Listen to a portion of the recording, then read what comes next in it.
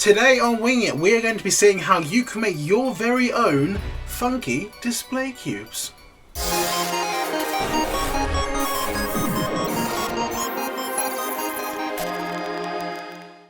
So yes, ladies and gentlemen, welcome back. And I was browsing Etsy the other day. Now, if you don't know what Etsy is, it's like a kind of homemade eBay where people make a lot of homemade things about pop culture, movies, games, everything. Often I go on there, I bought some things in the past, but things on there tend to be quite expensive. And on there I saw these little cubes. They're like little display cubes. It's a little bit pricey, so how about I have a go at making something myself? And I did, and we got to this. Now if you want to know how I got to this, then please watch the rest of the following video as we go through the entire making process from beginning to end. All links for everything are in the description down below should you want to buy it yourself, not the cubes but the products that I used. And yeah, enjoy, and hopefully it's useful.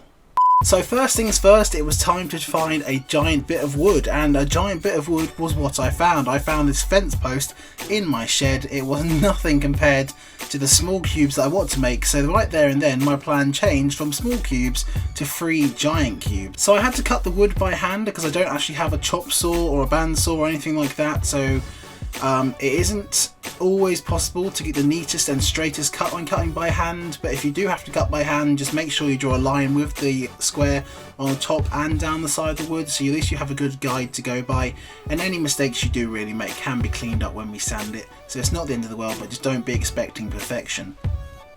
Once they were cut, I obviously had to sand them, so I got my random orbital sander out, got my set of new pads and got to work, and it got very messy and took a lot of time, but it did actually make those little cubes look so much better. The only issue I really had was the fact that my camera got covered in dust and I had to kind of try and clean it off. Next up on the list was painting, and for my painting today I bought some Cobra spray paint. Now I've used this stuff a lot of times for various projects. It can be used on wood, metal, outside and inside. It's really cheap but good spray paint. You can buy it on Amazon. It's about £5 a can. You get a lot in there. It goes a long way. It's in a whole different range of colours. I've gone for this kind of matte grey colour, this matte silver colour.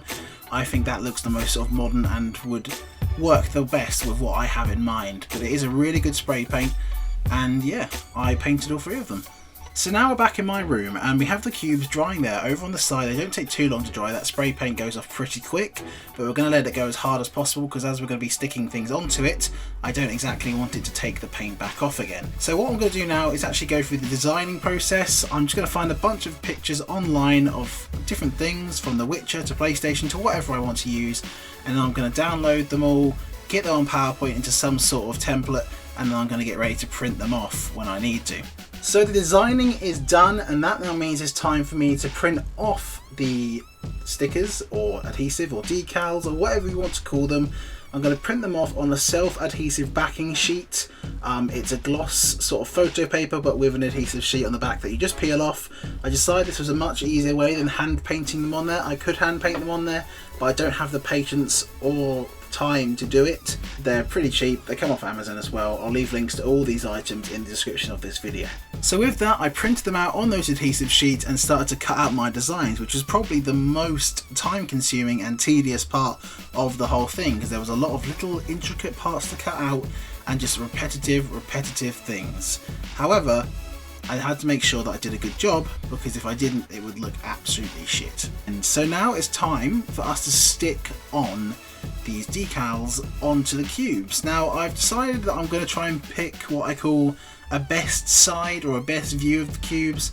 My cutting isn't entirely straight in some places and it's more visible in others than not. The way I positioned it on camera for you now is so you can see it looking great and not shit at all, because obviously I have the power of post-editing and I can make anything look good if I really want to, except myself. So after all that hard graft and work, we ended up with these cubes. Well, actually all 3 of these cubes, but they're just kind of hard to hold. I've got a PlayStation themed one, I have a Witcher themed one with the signs on it, and my personal favourite is another Witcher one with the wolf medallion on it. They came out really well. I'm particularly glad that I chose to print in the black ink rather than colour ink, because I think it just wouldn't have worked. The only complaint I do have is that the black ink isn't quite as black as I made it. For some reason my printer decided to make it a little bit more purpley. which isn't ideal, but then again, I still like it. I think they came out alright, and I think they're going to look really good on the shelves. Obviously, it's quite simple to make, quite cheap to make, and you know, if I was to buy some of these off Etsy, one, they wouldn't be as big as they'd probably be about that tall and that wide. They probably wouldn't be nowhere near the size of this, and they cost about £3-4 each. And for the price of, like, what? How much have I spent? Like, the only thing I bought was the paint and that laminating paper, so maybe about £8. So for about £8, I have the ability to maybe make, well, like 100 little squares. But instead I've made myself 3 big old ones to start with, because it's as many as I could be asked to do. So yeah, I think doing it yourself is a good way to save money. It's not particularly a hard project. It doesn't take any massively great tools. They're all hand tools. All you need is a saw, and the most thing you might need really is a printer, but generally most people have a computer and printer these days. So yeah, hopefully you guys enjoyed this little project. Hopefully it's, you know, content. It's a struggle to know what else to make at the moment during lockdown, so, you know, keeping myself entertained with these little projects every now and again, and just doing some random things that I like to display on my shelves is good. And if I see any more things on Etsy that I'd like to try and recreate myself, I will do it. So yeah, thank you guys for watching. Hope you enjoyed it, and yeah, I'll see you in the next video. Goodbye. Ah, I have expected you. Greetings. Do you know why I live here? Yes. I have been pondering on exactly that question. All in good time. First, a question for you. Imagine but a whisper pushing aside all in its path. What will you burn? What will you spare? Yes. Few could resist such a challenge. You once told me you did not believe in destiny. Do you have no better reason for acting than destiny? Are you nothing but a plaything of fate? Yes.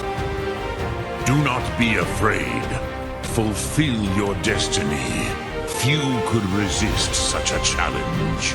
Why do you delay? What else would you seek? Go then. Fare thee well. Do not be afraid. Remember well. Power, you have it. But power is inert without action and choice.